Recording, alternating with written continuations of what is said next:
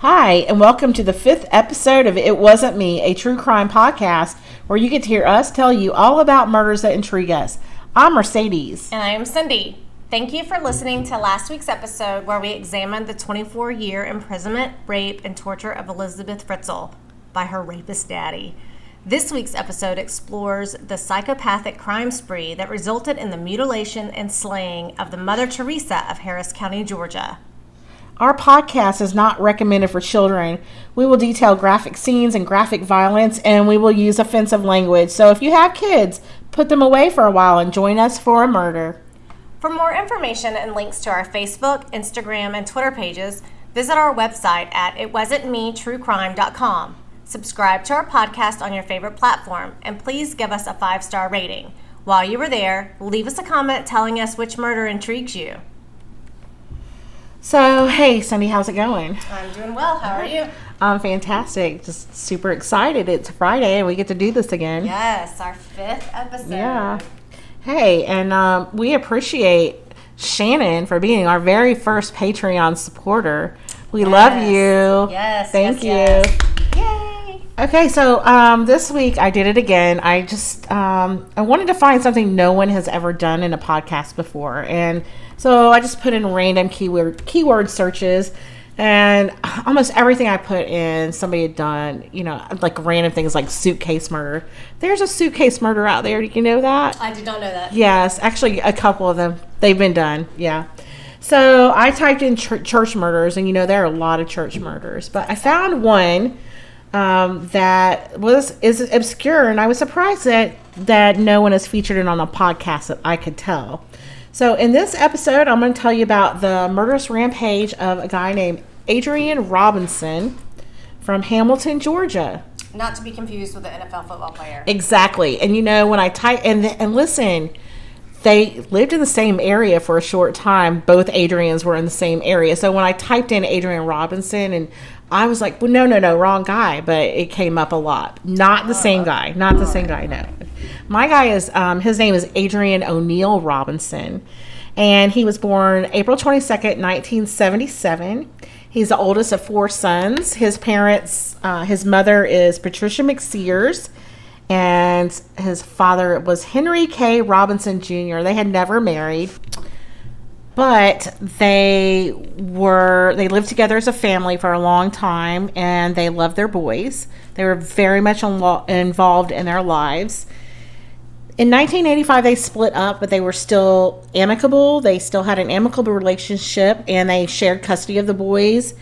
They were just really good parents as far as, you better get good grades, you better, be involved. All 4 boys were involved in wrestling, and the dad was a wrestling coach. He was involved in the wrestling, they were involved in the wrestling community as a family. It's a great sport to be involved in. It is, and we both know that it's a tight-knit group, and very much so. Mom, dad, everybody's involved. Yes. Our guy Adrian, he was a good student. He excelled in the wrestling program. He was the AA state champion in his weight class in 1995. So he was 135-pound weight class.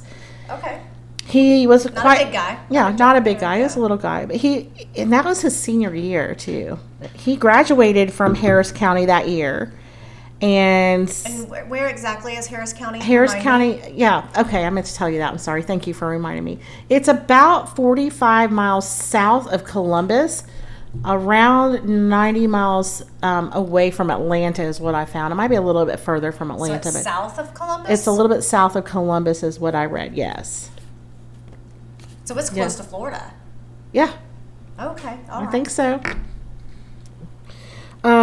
So after he graduated from high school, he decided he wanted to be a biology teacher. He ended up going to Norfolk, Virginia. He attended classes at Norfolk State University and Old Dominion University. He only attended for 3 semesters, and then he got in a little trouble with the law. I don't know if he got involved in drugs or alcohol or what, but he ended up getting arrested for forgery. Okay. So he got arrested, and he was let out, and they gave him a trial date. Well, he never made it to the trial. He never made it to the court. that day. So he just kind of ran. So forgery, as in he was... I believe he wrote a check. checks? Yes, I believe he Okay. forged a couple checks. So there goes his dream of being a biology teacher. He had bigger dreams after that. But anyway, he ended up leaving because he didn't go to court. Yeah. Not that we're just being disparaging. Is that a word? Yes. Against it's teachers. a great word. Right. No, we're not. No, not Hey, at all. hey, we feel you, sisters and brothers. Okay. All right. So he ended up, he eventually wound up in Stamford, Connecticut, which is where I connected him with Adrian Robinson, the other Adrian Robinson, the NFL player. Right, but that's also the pirate murder. Yes, the pirate murders. Yes. There are a lot of connections that I made That with would other be episodes. episode 3. Yes. The pirate murders, Yes. yes. Okay, good. Make sure you check that one out. So he ended up in Stamford, Connecticut, and he married a woman named Patricia Point du Jour. And they weren't married for long. They had a child, and they ended up splitting up. So for some reason, they split up and divorced. She said, well, I'm going to come back to what she said. Don't let me forget to come back to what she said. So Okay, put that in your pocket. okay, yeah, I'm going to put that one in my pocket. He ended up moving out and moving in with another guy. He ended up getting a roommate, and not long after they moved in together, the roommate ended up calling the police on him because he had assaulted his roommate. He beat the guy in his face pretty badly, and then he ran across the street and broke into the unoccupied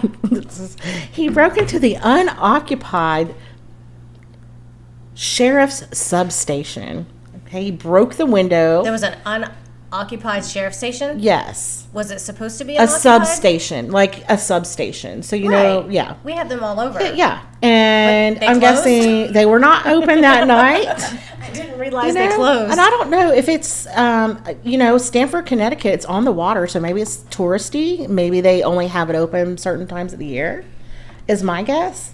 Next There, time I it's drive on by the a water, substation, remember? I'm going to take a look. It's on Long Island Sound. And I know the yeah. substations around me, and I'm not going to tell you where that is right now, but those are closed right now. Are they? Yeah, some of them are. Yes. Oh, okay, okay. Yeah. So that sometimes they're only open when it's daylight. the tourist or Okay. yeah. I have a friend. My friend's mom works. You have a friend. I'm so glad. I have a friend. Okay. Her mom works for the sheriff's department, and she actually works in a substation. So I'll have to ask. Yeah. I'll have to ask Loretta. I would imagine that the glass on those things are pretty hard to break. But this man, Adrian Robinson, really needed to get into the police substation. I think this one might be a trailer. Okay. It didn't say, but yours, Loretta's substation. Okay, it's a trailer. Hey, I've seen a substation trailer, I think. Yeah. Hey, I've seen a mobile substation, okay, like on wheels. Yeah, me too. Yeah.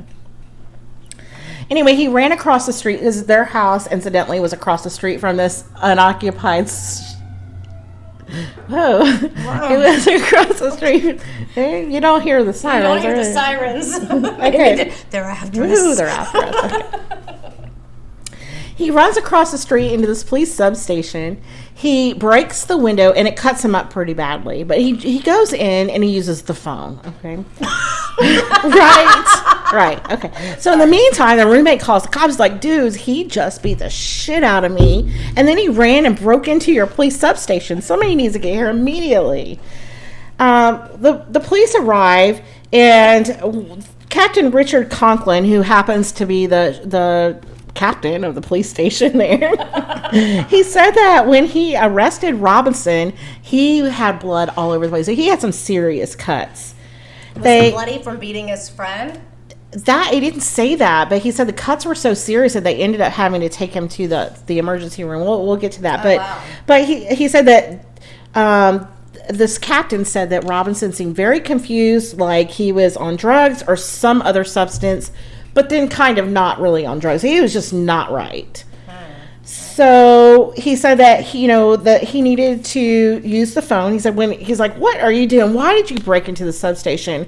And Adrian Robinson said, "Well, man, I needed to use the phone really bad, and I couldn't use mine because my roommate tampered with the phones, and they're now tapped."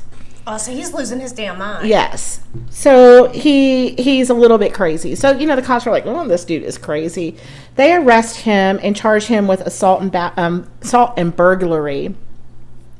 But before, of course, they take him to jail. They take him to the hospital. He gets a number of stitches. Like, he really did a number on himself breaking that window. Mm-hmm.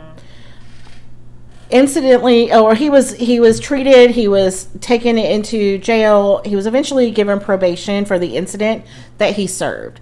Okay. So once he got off, did they get him psychiatric help? It didn't. At this point, not yet. Not yet. Okay. So he's still. There's some psychosis going on. Yes, there is something, right? It's obvious to me, but. When you go and you look in the newspapers and you look at court documents and stuff, it's kind of hidden, And he wasn't acted. Go ahead. I'm sorry. Thinking he doesn't have he's not prior military. He's not. Or no, there's nothing like that going on. He's still rather young. He's he was born in 97. This incident occurred in 2002. So you do the math quickly. He was born in 97? I'm sorry. 77. Okay, 1977. I'm just kidding. Okay, shortly after the 2002 incident in Stamford, Connecticut, he's like, man, fuck this place. I'm moving home. So he moves back to Hamilton, Georgia. He's got this great idea. He's going to start his own business. Okay, this is I'm sorry, don't mean to laugh, but to me it's laughable. But he decides he's going to open Adrian Worldwide Shipping. Okay? He's going to ship office supplies. You need office supplies? You contact Adrian. Worldwide Shipping. Okay? Okay. All right. That's original. So he moved back home to Hamilton, Was he going to be the Georgia. next FedEx? DHL? Hey, no, he's going to go shopping for your office supplies, and then he's going to ship them to you via overnight shipping through UPS or whatever. So he was like a ship. I'm not sure what his plan was, but it was grandiose in his own mind. Okay. He ended up renting an upstairs apartment in Hamilton where he planned to make this business thrive, and of course it failed. When you have the internet, you can buy stuff cheap online. So was he like a personal shopper for office supplies? I don't know. It didn't say that. It just said that he wanted to open a shipping service for office supplies worldwide. Adrian Worldwide Shipping. And it was just office supplies? Just office supplies was what I read, yes. Okay. All right. Gotcha. So, of course, he doesn't make enough to pay the bills. So he ends up unemployed. He's working odd jobs to try to make ends meet. It's not working. And he has to move back home to Dad's. All right? Not a pleasant thing, I'm sure. Now, the chief of police of Hamilton, Chief Kohlberg, said that, the Robinson family, they were well known. They were active in the community and the wrestling program. It's not a big town. Right. And, that Robinson had been arrested twice on minor theft charges, but they didn't think anything of it, So just a dumb kid. Prior to him committing this final act, or yes, it was after he moved back to Stamford. In the time that he's trying to open this business, he's got a few minor theft charges. Okay, all right. No further details on those anywhere. Who knows? It could have been a pack of gum or a can of tuna. I don't know. It could have been boxes or postage stamps. I'm not real sure, but he was arrested twice on minor theft charges. No big deal. The chief of police did say that a lot of people in town really liked him. They thought he was harmless, but he was very eccentric. He had some odd behaviors. He might be walking down the street, maybe talking to himself, or just weird things. But no, he's a harmless guy. That was a grave mistake on their part because he proved to be extremely dangerous. On March 23rd, 2003, he and his father get in a fight.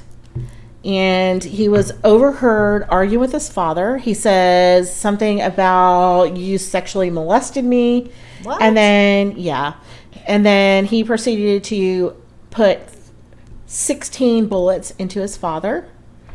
15 of those went into his father's face, into his father's head. So holy shit! And it turned out he used a 30-30. Am I saying that right? 30-30 rifle, 30, and then a .22 caliber rifle. So he used both the guns were his dad's, So And he used both of them. He used both guns. Yes.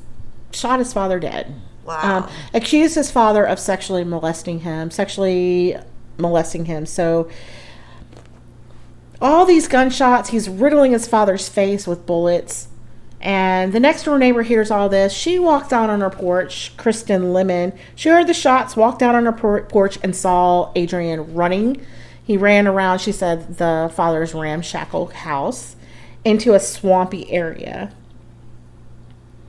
She didn't think anything of it. She's like, oh, there he goes. You know, he's just an odd kid. No concern about the bullets or the sound of the shots. But the shots from the guns is what brought her outside. 16 of them, yes. So 16 shots, and then she saw him running and thought, yeah. She told police that she did not find anything strange about the gunshots or about seeing Robinson running away.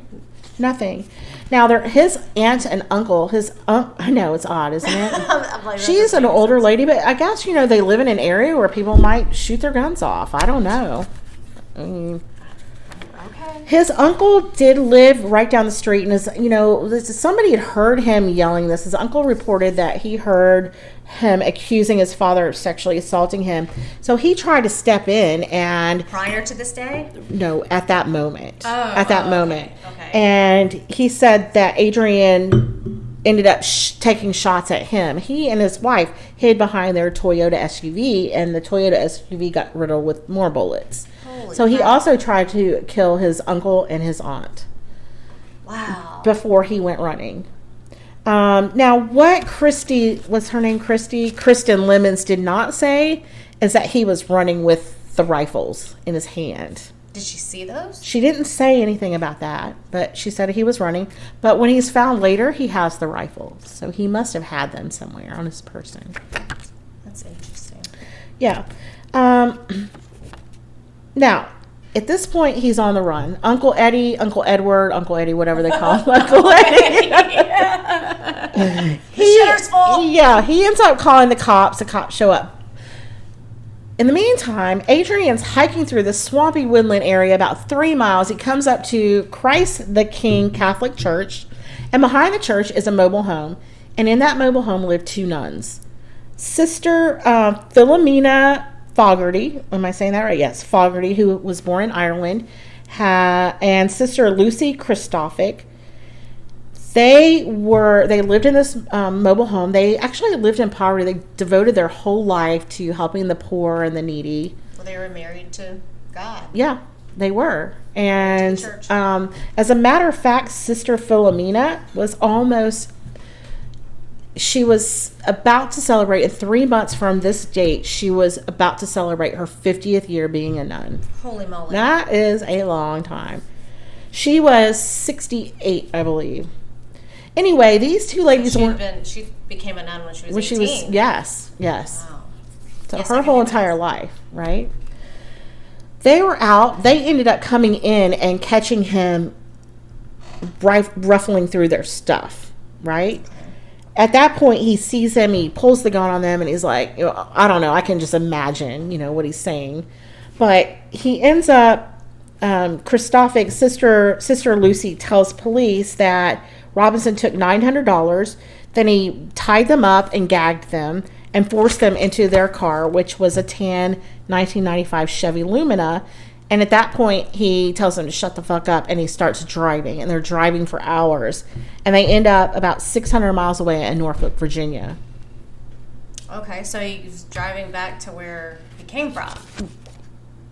Right. It's kind of like where he went to college. Where he went to college. Right, okay, gotcha. right. So he just went somewhere where he knew. Now, this happened, there, maybe? right. So this happened on Sunday, March 23rd, 2003. So he's driving all night. He's killed his father. He's robbed 2 nuns. He's bound and gagged them. He's kidnapped them, stolen their car. He's kidnapped them and driven all night to Norfolk, Virginia. So he's tired on Monday, right? He's tired. So. He has enough presence of mind to know that maybe the police are looking for me, right? I would think so. So, if you just down some people and kidnapped 2 nuns. Right. So he's like, thinking to himself, there's no possible way that I'm going to be able to go. First of all, I can't leave the car to get these, to go check into a room. He's driving around and he sees this guy near the Hampton Inn in Norfolk, Virginia. And he's like, dude, come here. So the guy comes over. The guy told police that Robinson said, look, this is my grandmother. She's really sick and tired. We've been driving all night. I just tried to check in the hotel and they said that they won't give me a room because I don't have proper ID. Will you please go get us a room in your name and I'll give you $50. Here's money for the room and I'll give you $50. And the stranger does it. He believed that these two nuns were his aunts? Yes. That was his grandparents? They're grandparents. So I don't know if they were like, if you had them like, acting like they were asleep in the car, but whatever, the stranger does it. Okay. Or he's a crackhead, needs $50. I don't know. Yeah, he might not have asked. Whatever the case is, they get a room. And somehow, Robinson gets these two bound and gagged nuns out of the car into a room without anyone seeing. And he goes into the room and he ties them up so that they can't, they spend the night at the Hampton Inn. Golly, what a nightmare. Yeah. Yeah, can you imagine? No. Sister Lucy said that Sister Lucy. There's Sister Lucy and Sister Philomena. Oh, I missed the name Lucy. I thought, did you say something else? Sister Lucy. Fogarty? No, Philomena. Lucy Christophic. Oh, okay. I thought you said something I call else. them sister. Listen, I was raised Catholic. We call them sisters. Right, Sister Lucy, Sister Philomena. Sister Lucy is, so at the end of this, Sister Lucy's telling the police all this stuff. She said that when they got into the hotel room, when they got into the hotel room, that Robinson tied them up so that he could get a little bit of sleep. It says that he was able to secure lodging without detection or suspicion from motel employees at all. So, whatever. He gets this far. Your hotel. Okay. Okay. So. I don't understand how no one has managed. I mean, maybe. Okay. Yeah, they made it this far. So 600 miles. He had to get gas somewhere along the way. Yeah. Well, he had $900 in cash. Okay. And how did he go in? I don't know. I'm telling you right now, if someone kidnaps me, I'm going to shit talk to the end, and everyone's going to hear about it. Right? They were gagged. They were bound and gagged, remember? Ass. And, yeah. Okay. So the next morning, he gets some sleep. The next morning, he's like, okay, whatever. He ties Sister Lucy up, he makes sure that she's still tied up, and he takes the other nun, the younger one. Sister Lucy is 72, I believe, at the time, and Sister Philomena is 68. So he takes Sister Philomena with him, and he leaves Sister Lucy in the room, and they leave. So Sister Philomena and Adrian Robinson leave in the 1995 tan Chevy Lumina. I wonder why he split them up. I don't know. Maybe it was just easier to handle one over the other. I'm not sure what the deal was there. I don't know what he was thinking. Well, now, you know what? And I don't even really know what was going on because I'm going to tell you some of the charges later. Because he's lost his fucking mind. Yes, he has. He has. And he ends up driving around. We don't know what's going on. But Sister Lucy, in the meantime, manages to free herself. And she's hysterical. She runs... Instead of calling... she's elderly. Yeah. I mean, I'm not saying that 72-year-olds can't get out there and run, because there's 72-year-olds running marathons, and I can't run around the kitchen. But, right. I mean, I just can't imagine how exhausted she must be. Right. And she's hysterical, and she's old. So people are going to think, oh, she's off her rocker, right? She manages to run to... Are they in plain clothes? Or are they in... All the pictures that I saw of them, they're in. She's not wearing. Neither one of them is wearing a habit. Okay. Any of the pictures I saw. Right, I'm not Catholic. Modern nuns don't really wear those anymore. Okay. They were very. I'm going to get more into their roles in the community, but they were very, very involved in the community. Ugh. I said Yes, I did. So she ran frantically to the Hampton Inn. Don't say it again. Okay. I won't say it again. She ran frantically to the office of the Hampton Inn, and the employees are like, what the hell? She's off her fucking rocker. And they end up calling 911.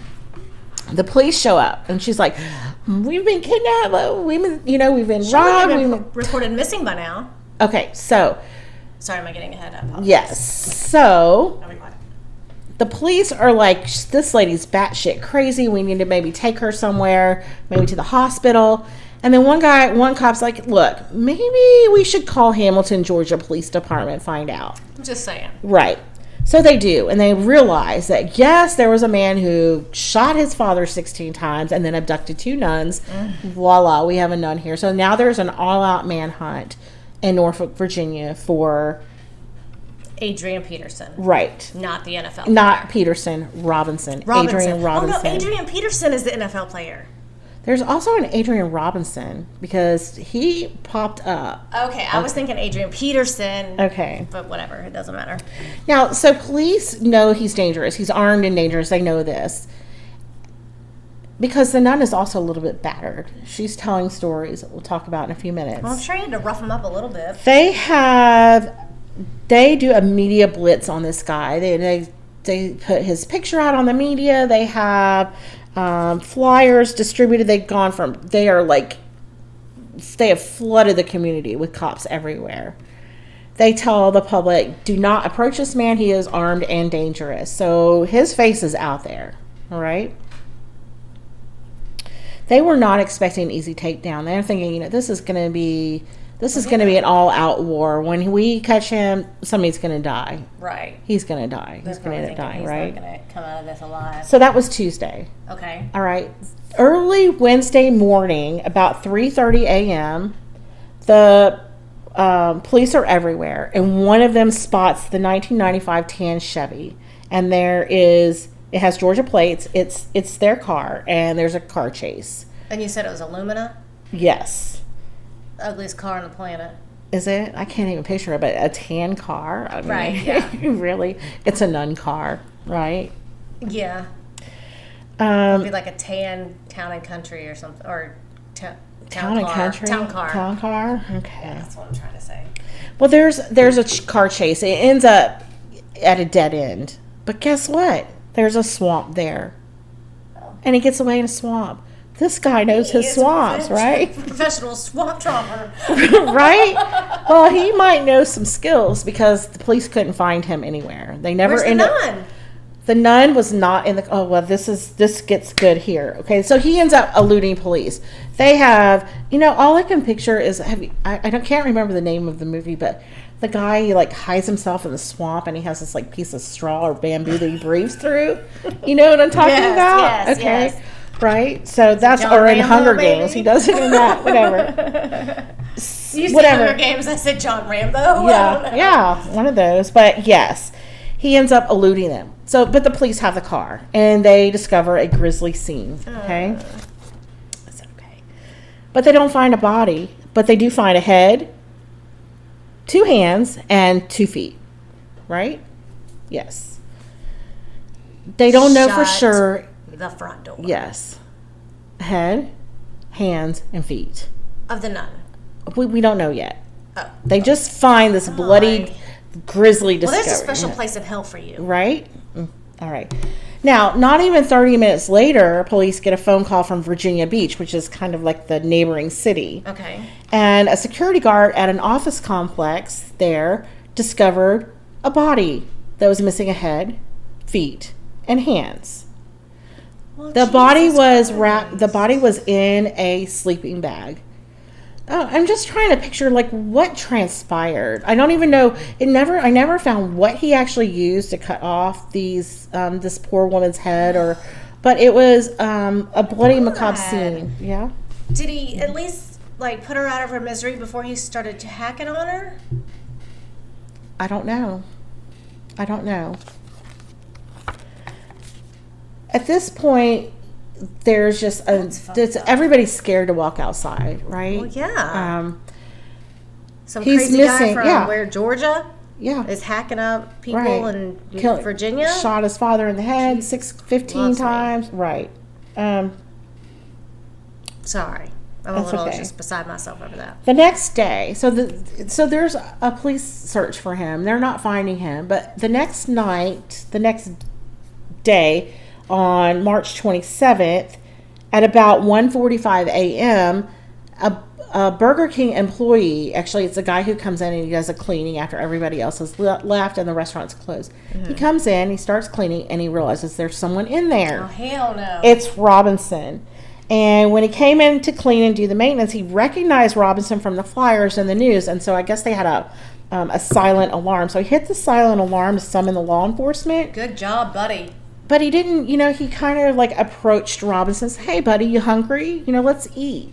Maybe he felt like his life would be spared, or, well, I'm in here with this guy. I don't want to spook him. Well, what I didn't tell you is that the gun, they found the rifle. They found one rifle in the car and one in the hotel room. So at this point, I don't know if he's armed or not. Well, if he cut the head. Yeah. What did he cut it with, right? Yeah, I don't know. Some sort of weapon. I never learned that, to be honest with you. And I looked. I don't know what he did. If he had an axe, or I don't know. Ugh. Whatever. Okay. They don't even know. They don't even know where he was. Like, he goes missing for 24 hours at a pop. So this guy, this cleaner, kind of befriends him, and they have a conversation. And he says that Robinson said he's the guy who summoned the police. He's waiting for the police to show up. He said that Robinson and he had a chat, and he said that he was telling me what happened to him, that his daddy tried to rape him. He said that he never once mentioned the nuns or where he had been all that time or the hotel room.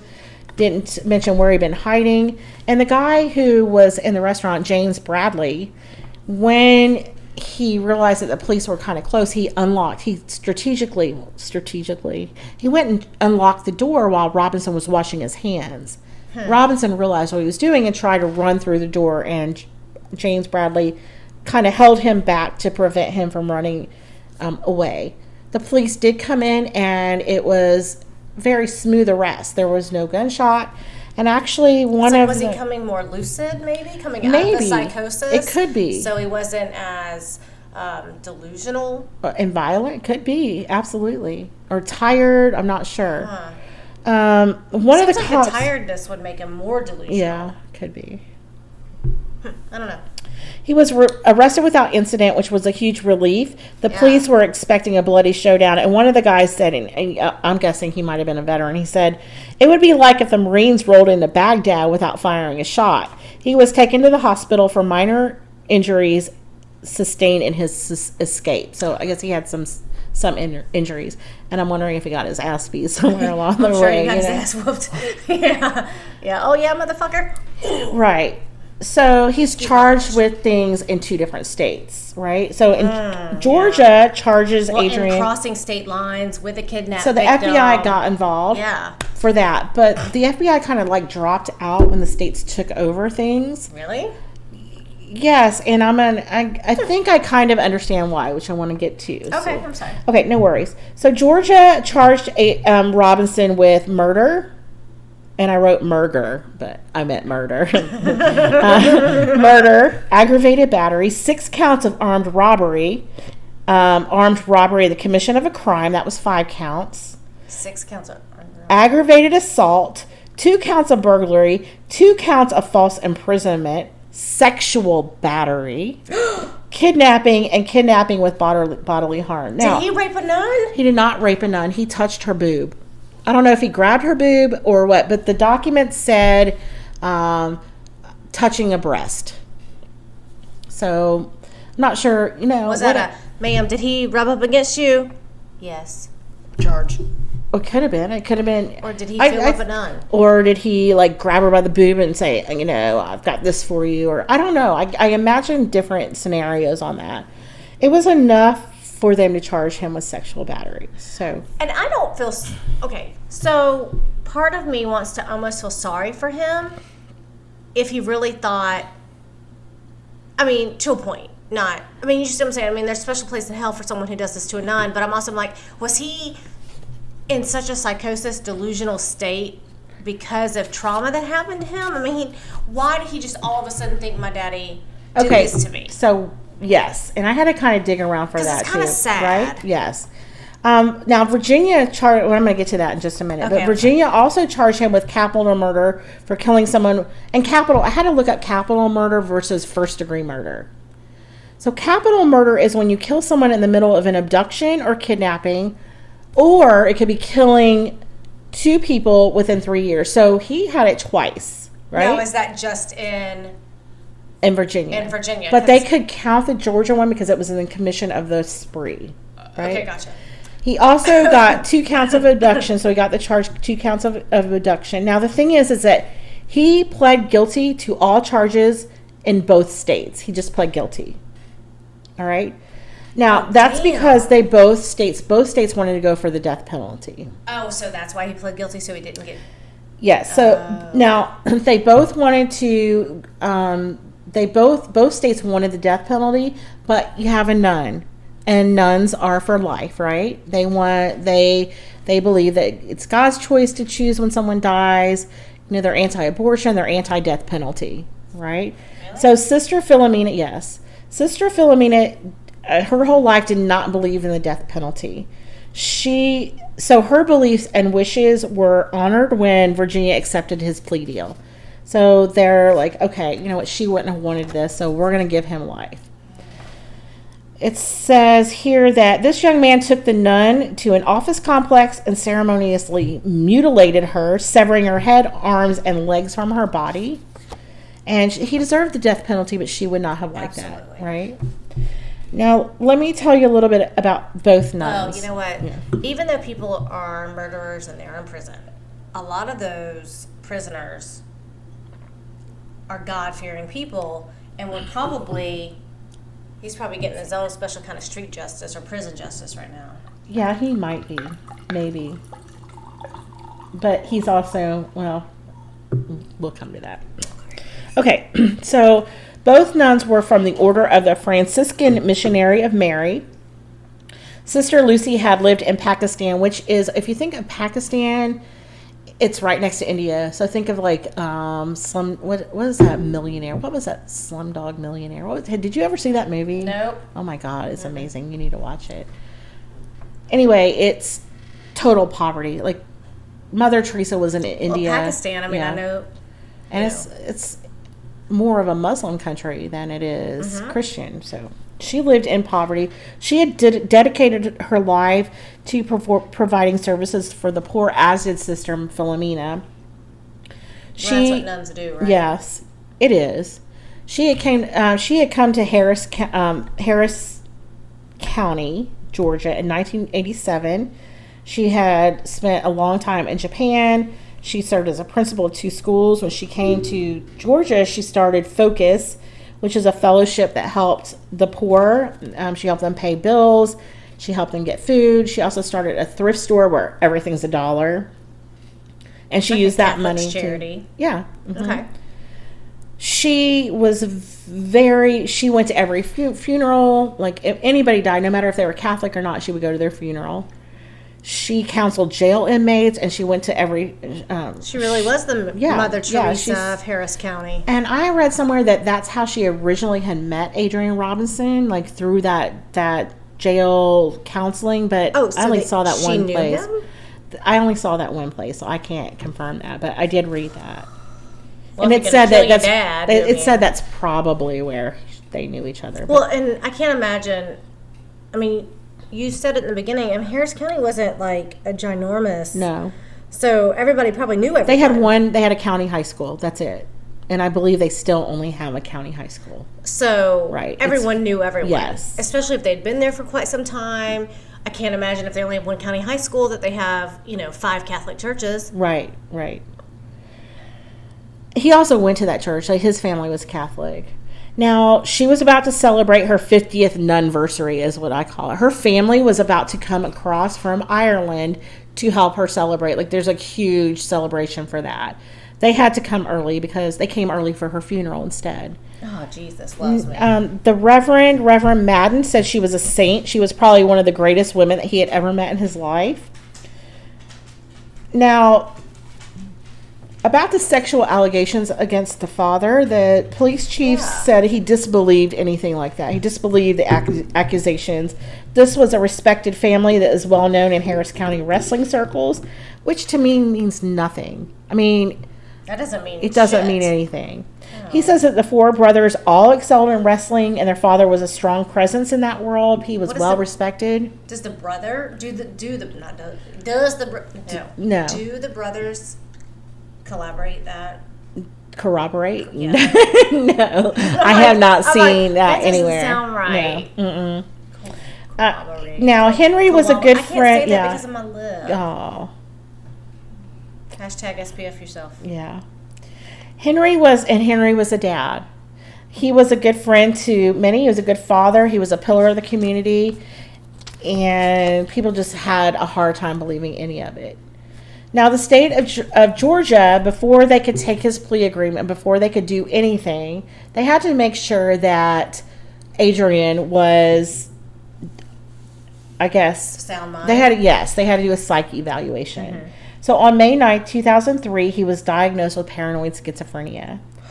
He was found competent, though. So, well, because of you and I both listen to several different podcasts, and they talk about where, being considered criminally insane or not competent, you have to just because you're paranoid and you're schizophrenic does not mean that you are not of sound mind. Right. And which I think it's confusing for me because as a layperson, not someone who's not familiar with that, to me, if you are in a paranoid state or a delusion or psychosis, like a paranoid psychosis state, you are not of sound mind. Right. But then to shoot somebody in the face 16 or shoot someone 16 times, 15 of those times in the face. At what to point shoot do a you rifle go, is, or to just chop off someone's head and feet, and that's not instantaneous. Like that takes time. Well, we talked about that with our original headless decapitation, right? Yes. It's not like a clean. I did a little bit of research on paranoid schizophrenia and found some interesting details. In a study by Hamlin, Coda, Kobia, and Rubin in 2012, it states that people with schizophrenia have an increased risk for violent criminal behavior when compared to the general population. Substance abuse is a primary risk factor for criminal violence, often aimed at a relative or friend seen as a persecutor. So the wife, remember I told you I was going to come back to what the wife said. She said that he started doing drugs and he turned into a totally different person. She said that he changed once he started doing the drugs. He was not the same person she married. She did not recognize him. What kind of drugs did they say? She never said that.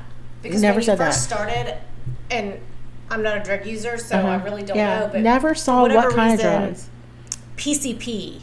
Yeah. Popped in my head. Nothing, I wonder if he was I'm just wondering, was he even on drugs? But I know that because I never saw, he was never arrested for drug use or anything.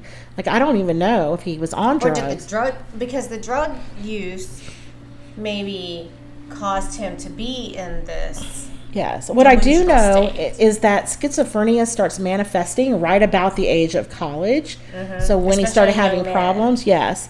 It also, the study that they did, they also found that parricide means the murder of parents, right, is an act closely associated with schizophrenics, usually single males.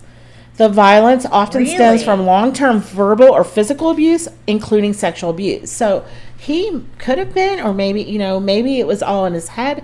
Maybe it was a voice telling him. I don't know. But their study matches. Schizophrenics don't hear voices. Oh, okay. See, I'm crazy. Wait. I don't know. I'm thinking multiple My sister would know. Shanna would know. No, they do hear voices. Okay. Well, whatever the case, he never said voices told me to do this. Some of them hear voices because paranoid schizophrenics. Because there was a time where multiple personalities. DSM doesn't even use paranoid schizophrenia anymore. So paranoid is no longer you're schizophrenic. They don't differentiate paranoid schizophrenia anymore. So no, it's they'll tell you that you have paranoid delusions. I just thought that was interesting that these parallels match. Like it says that it's a risk factor for criminal violence aimed at a relative or friend. So he beat the shit out of his roommate at that one time. Then he accused his father of sexual abuse and ends up murdering his father. So you have the patricide there. Now, please don't send us messages about us not knowing about mental health because we're not mental health professionals, and Yeah. We're doing our best. Yeah. I feel bad for the guy, really, honestly. Well, that's what and the whole time, that's what I was saying. Because does he really believe that? Why are they letting him do a guilty plea if he's mentally, if he has schizophrenia? That's what I didn't understand. I still kind of don't. Like, to me, if he was competent, they should at least let him plead guilty. Maybe it was because of that. I don't know. I'm not an attorney. I don't know. What I do know is that the Georgia and Virginia governors agreed to allow him to serve his sentence in Virginia. Virginia does not allow parole. You can't get out. Once you're in prison, you're there for your whole sentence. Really? Yes. So that's why they agreed. So he's serving time right now in Virginia. He'll serve his sentence, which is 5 life sentences plus 106 years for other offenses, including kidnapping, armed robbery, and aggravated assault. He will have no chance of parole under Virginia law. So he's currently, right now, and I looked at this place where he is. He's at a place called Marion Correctional Treatment Center, which is an accredited mental health facility with low to medium security. Okay, so he's in a mental health He's facility. in a mental health prison, basically. Now, his family opposed the death penalty because he's mentally ill. His uncle said, I love you, I forgive you, I want you to know that. So even his family knew that he was mentally ill. Now, in 2013... Did they have a history of it?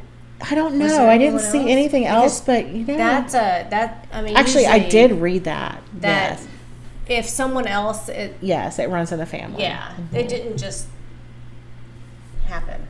It started somewhere along the line. So he's been in prison since then, or not prison, but this mental health facility getting treatment. I did read that he is medicated. He's still there. He has no chance of getting out. But he has an opportunity to go into a regular prison, which is what he wants to do. He does? Well, in 2013, he filed an appeal with a Virginia Circuit Court in which he stated that his civil rights were violated when prison officials didn't get paperwork to him before an appeal deadline. So he wanted them to get paperwork saying that he was competent and well enough to go to a regular prison. Do you really want to go to a regular prison? I mean... Well, I don't know. I mean, obviously he did. Or is it the stigma of... He wanted to... he was trying to appeal an involuntary commitment order by a Virginia court. His appeal was denied. At this time, he is 42 years old, and he's still in this Marion Correctional Facility. Well, my thing is he being treated poorly? Is that why he wants out? Because I don't think he'd want to go to a regular prison. I researched this place, and it's accredited. One of the things that I found was that they were under an audit because they had a high number of reports of sexual abuse. The auditor came, and I'm not sure that it was any more than any other prison, but I read this report.